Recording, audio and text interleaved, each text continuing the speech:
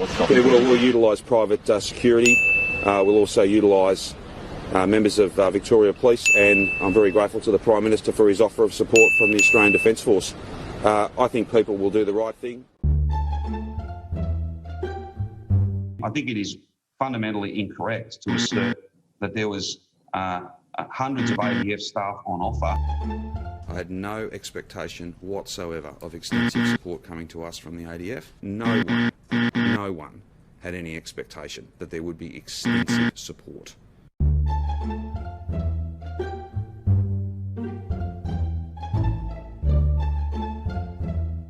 Each of us knows someone who has not been following the rules.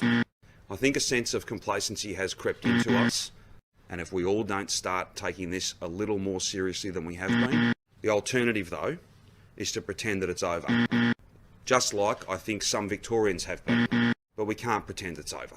It is not over. All we can do is change our behaviour. All we can do is remember.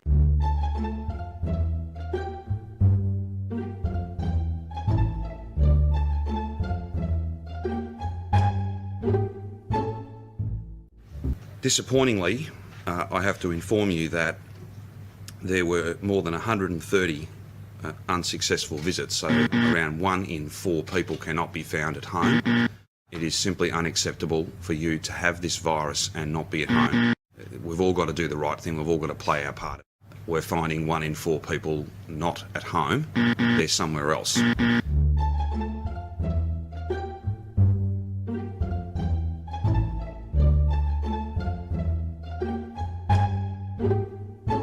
So the Premier a few weeks ago said that his data showed, because of the door knocks, about 1 in 4 Victorians weren't isolating. It's clearly a lot lower than 1 in 4, you would say? Yes. The community's been outstanding. The community compliance is outstanding.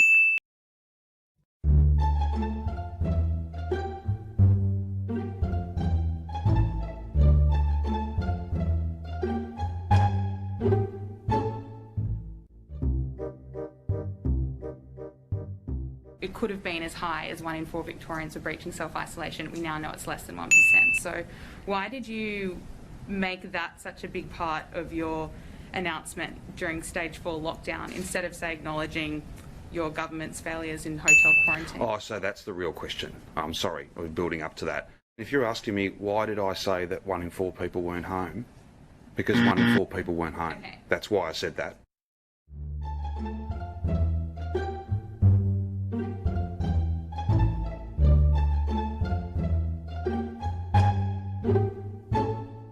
I'm very confident that we have a system that is worthy of being copied by others, and it is. If it was anything other than leading, and this is not about boasting, this is just a fact. If it was anything other than one of the best systems, the AMA over in WA were calling it the gold standard. They're not terms I use, but that's what they said.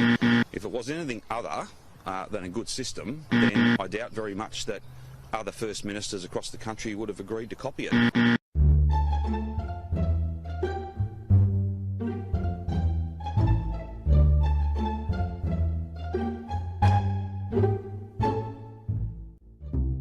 I stand by your comments, though, that Victoria has higher standards than other states in the rest of the country when it comes to hotel quarantine.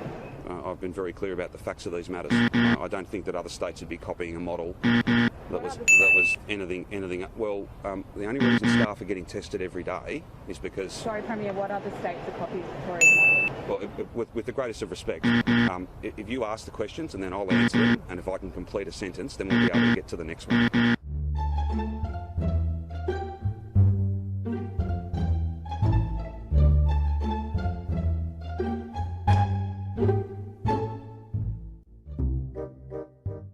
If the Australian Open does not happen in Melbourne, it will happen somewhere else. It'll happen in Japan, it'll happen in China, it'll happen in Singapore. And the real risk then is it doesn't come back. It doesn't come back.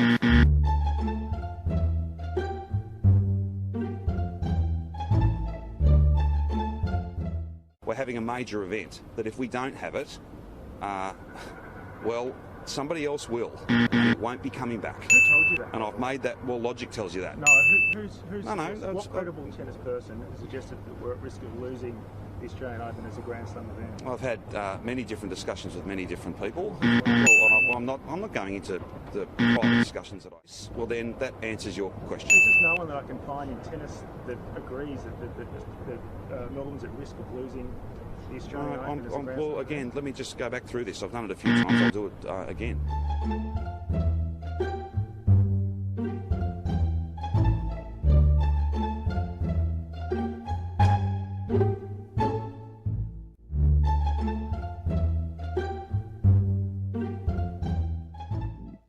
There's just no one who says it was them. You're aware of that?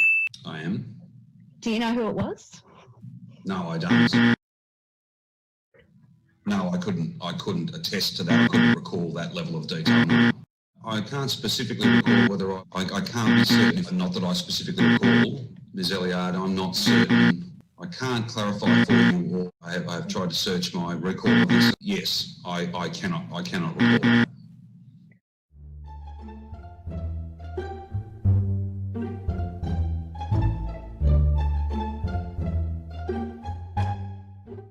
And I want to issue an unreserved apology to all Victorians,